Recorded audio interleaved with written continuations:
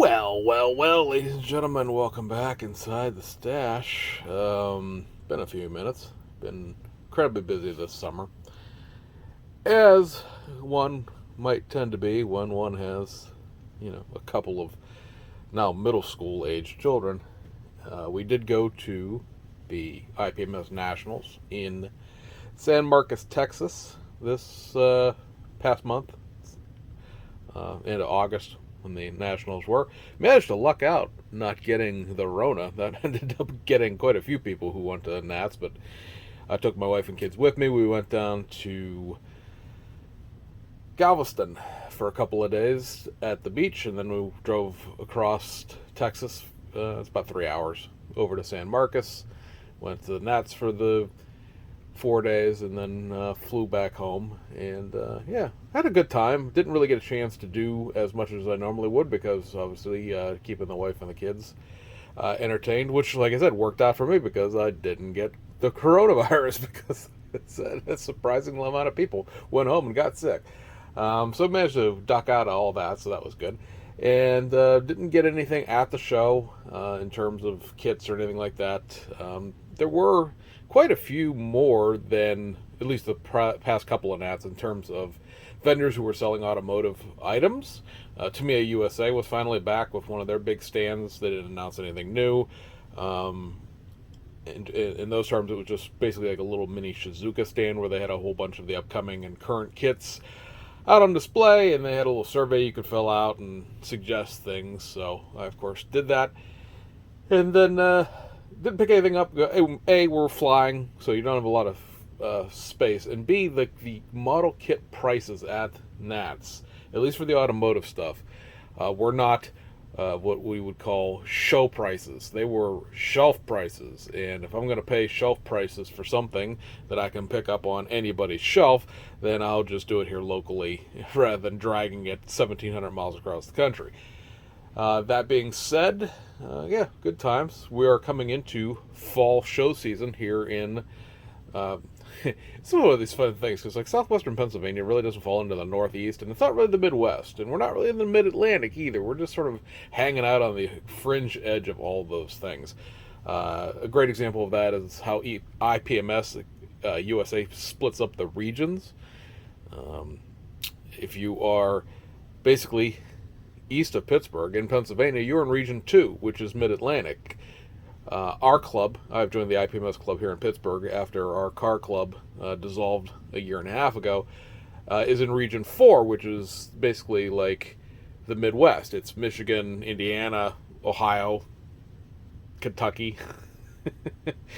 and that split line really does happen right on the mountains, just on the other side of Pittsburgh. If you've ever been in Pennsylvania, you know once you travel 30 miles, 40 miles east of Pittsburgh going towards Philadelphia, you encounter some mountains, the Alleghenies, and once you're on the other side of the Alleghenies, you're in the Mid-Atlantic region. So we actually used to be in the Mid-Atlantic region here in Pittsburgh, but somewhere along the lines, decisions were made, boundaries were moved, and we were put into Region 4. Be that as it may, Region 2 and Region 4's fall shows and seasons are coming up here, along with a plethora of regular, if you will, automotive contests. We have the Zanesville show and the Three Rivers Auto Modeler show coming up at the end of September. There's an IPMS show in Erie the first weekend of October. We have a couple more local shows here in Pennsylvania the second and fourth weekend of October. We are going to be traveling down to Virginia for the Tidewater Automotive Modeler Society show, which we've gone to for the last couple of years. That's the third weekend of October. And then the first weekend of November is the Cleveland IPMS show, and that'll pretty much round out our show season for basically the next 2.5 months. Anyway, the reason why we're back here on a Critical Mess episode is we'll talk about where in the world we've left this disaster area of a bench. It looks good now, and I mean with the normal associated paint splotches that are always here, but this was actually something I had to wipe down and dust quite nicely because it was a mess from just sort of hanging out through the summer break. Our main project for the Pittsburgh show, as it comes up here at the end of the month, and maybe Zanesville. I haven't decided if I'm going to Zanesville or not, but we're definitely going to be in Castle Shannon. Is this Nori P Civic from Hasegawa? I had started working on this last fall, maybe early spring. Anyway, this is a what they call a showroom stock class. Basically, it is the Civic with a few things taken out of it, a roll cage thrown into it, and off we go. So it's a very basic Hasegawa kit. This Hasegawa kit in particular, because I have several different versions of the E6 Civic, is a very rough kit in terms of the parting lines. A lot of parting lines on everything. It's very, part of the reasons why I haven't finished this model kit already, because again, there's only like 60 pieces to this, is just how god-awfully frustrating this model kit is to try to assemble, because everything needs like an hour's worth of prep time thrown into it. Maybe that's a little exaggerated, but you know what I mean. Every single thing. Right now, the way we have things standing, I have the chassis painted in its base color of black. And there's only 16 pieces to the chassis, and those are all in various stages of cleanup, hanging out. I'm not sure if I've shown the interior very much, but it is. Let me go ahead and take this off from the background. It is right here, and drill in here, and basically we have the stick shift installed, and the lower part of the roll cage is installed, and then there's this little sheet metal area back here that covers up the back hatch, if you will. Zoom out just a little bit. It's a little too close. We've got the seat itself is painted. Might be helpful if it was on camera. And then the dashboard and the steering column and all that stuff is also at this point done, with the replacement decals there from the SK decal sheet for this kit. We're building it as this polka dot car. If I can fish this out of here without knocking everything over. Frankie over at SK Decals did a decal set for this, so we're going to be putting obviously the brand new decals on what is a vintage kit. That lets us shop this a little bit category wise, if we so desired, between curbside and competition and box stock, because while we are adding new decals, they are literally the exact same decals out of this kit. But what I wanted to show you here, switch this over here, is this is the upper part of the roll cage, and basically, I just need to put the seat in, the dashboard in, both of those seemingly not really dramatic in terms of fit, and then this upper part of the roll cage goes in here and sits on the top of here, kind of sort of like that. It's not really installed, it's all crooked as you sit there and look at it, but basically, that's the principle of how this is going to fit. But this roll cage is a great example of how much flash is on every single part of everything, especially round parts. Like, that's not the camera blurring. There's literally that much excess material. And this is actually not even out of this kit. When I clipped this overhead part of the roll cage off, I accidentally cut it off with these legs cut off. For some reason, I cut these B-pillar posts. I cut them off by accident. This is actually the roll cage part out of one of the newer boxings of the Jack's Mooncraft Civic that they did a few years ago. So this is, you know, the modified one that they did, where they created new wheelbacks to better stance the vehicle for racing. Now, this is a showroom stock, so it's got the factory stance in it, and it's supposed to be blocky upright stance because it just basically has, again, very little done to it in terms of making it into a race car. It has Enki racing wheels, but they're 4-lug racing wheels. This doesn't actually even have fuel fillers. They fill this up with like a regular filler gas hose into the actual gas door that's on a regular Civic. So like I said, basic car in terms of its what made it into a race car. Group N, was very, especially in Japan, was very basic. But like I said, that is just so much cleanup work to do on these things. And I know it's a little bit of a whinge, right? Oh, I have to sand things. I don't like it. But it's just really demoralizing when you're like everything. Like this car, for example, let me zoom, see if I can zoom. That's going to go all the way out. Back in. There we go. This car, for example, has struts, as you might assume normally. So like all of this, there's like mold lines all over this. There's mold lines all over the uprights. There's mold lines all over the front wishbone parts. There's mold lines, horrific mold lines all over this exhaust, but the exhaust is cleaned up now. Basically, like I said, we just need to clean up that roll cage, install it, get this, because this is already painted, get all these pieces and parts painted, and get the thing on its wheels. And then really, there's not too much to it. When you get right down to it, the car's white. There's a bunch of obviously black trim around this car that needs to be painted, which is something else I'm avoiding because masking off things, you always always run the risk of ruining it. You can't ruin a paint job if you never do it. And beyond that, like, there's not too much to this car, right? It has headlights, it has taillights, it has mirrors, and it has wipers, and that's the outside of the car. And then, of course, you decal it up with the Nori P House Racing polka dotting. So hopefully in the next 2 weeks we can get this done. Everything is in a situation where I just need to sit down and do things in order to get this accomplished. So we'll see if I can actually do anything. For the October show that's coming up in Virginia, they split their competition class between I think at 1981. So basically it's 1981 and newer, 1981 and older.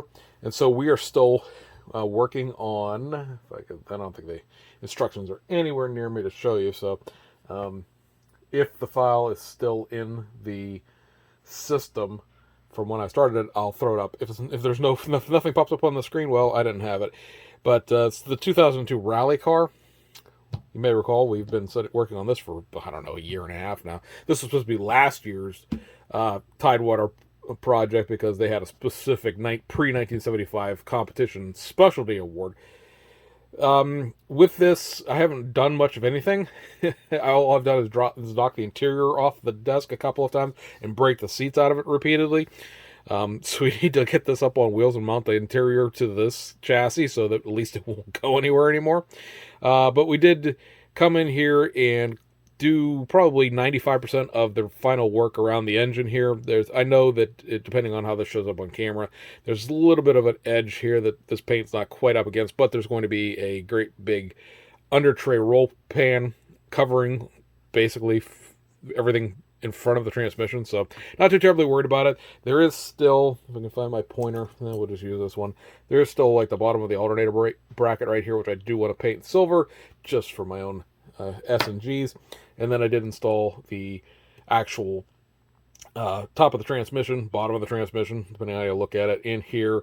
And then the next thing that goes into this is the exhaust. The exhaust is half painted.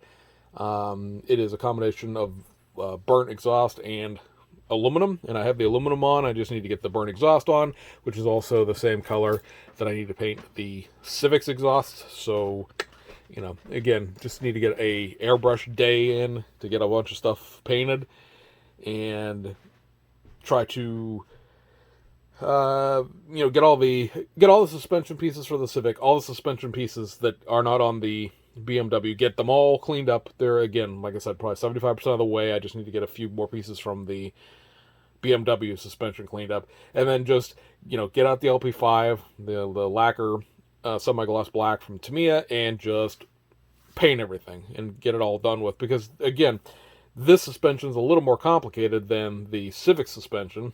It's probably 25 pieces rather than 16, but most of all of them are semi-gloss black at this point, other than the exhaust, and just a matter of painting them and getting them installed. So that, again, is the end of October project, which will allow us to have basically 2 cars running into next year as it stands. So we'll see how well that goes. I got this little tow hook that goes on the front end of the car. That just needs to be installed. So that's really like the last part of the second step of the instructions on that, is putting that on there. And then, as we go into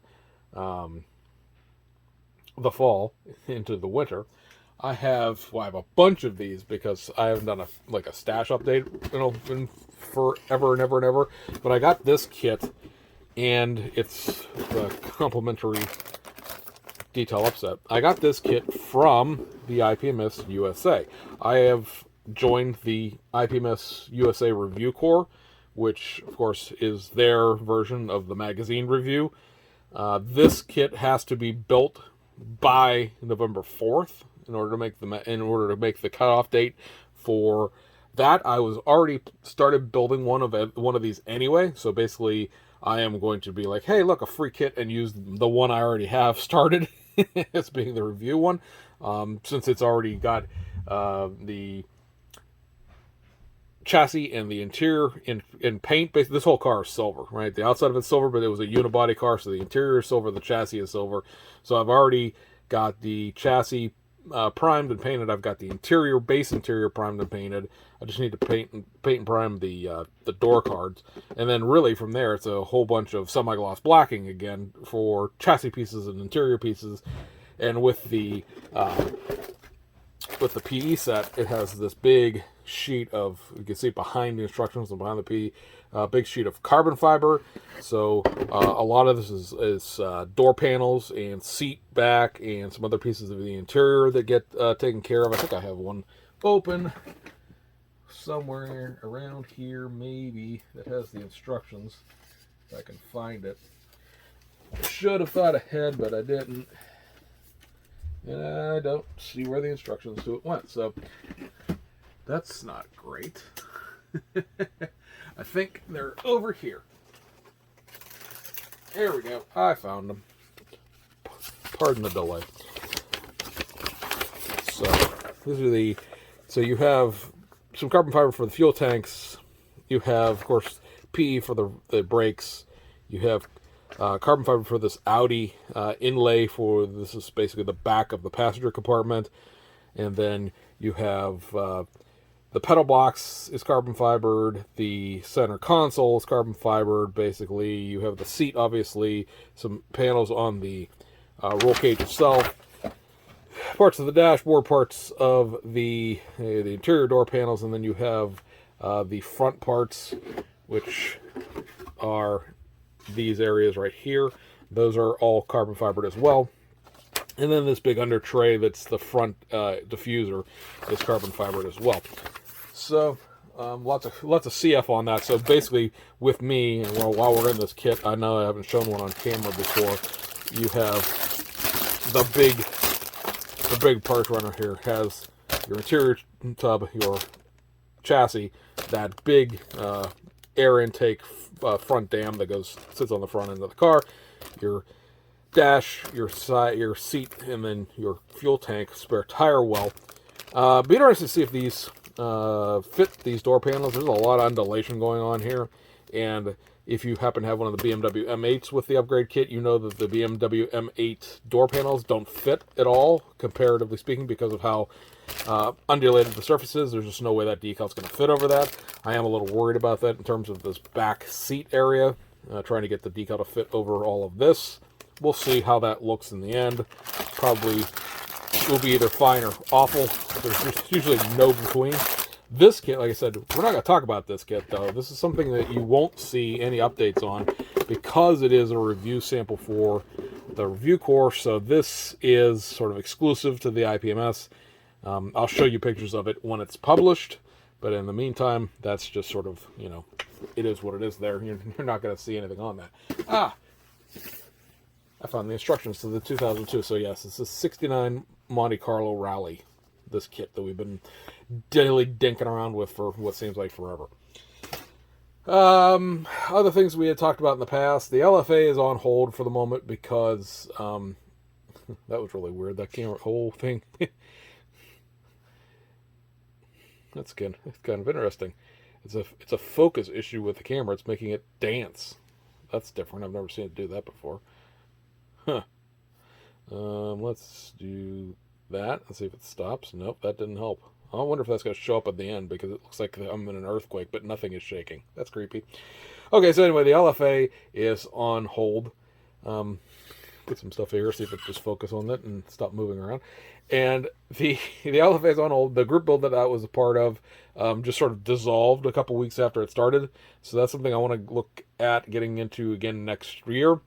The Nissan Z, we finally got in the PE set for it. So this has, it's a hobby design PE set, so it's got 10,000 times more PE than anyone could possibly practically use, but it's got a bunch of mesh and stuff like that that'll be used. So that was the last piece of that I was waiting on for that. That'll probably be, again, that Nissan Z will be a project that gets pushed out into next year as well, just for timing, because I've got 3 model kits I'm trying to get done by the beginning of November at this point. I'm trying to think of something else. And oh, I know what it is, but I want to make a separate video for that. So, guys, I'm going to wrap this up with the shaky camera of doom here, which is just moving around of its own volition. It's really, really annoying, and you're probably seasick by now. So we're going to cut this off, and we'll see you guys on the other side.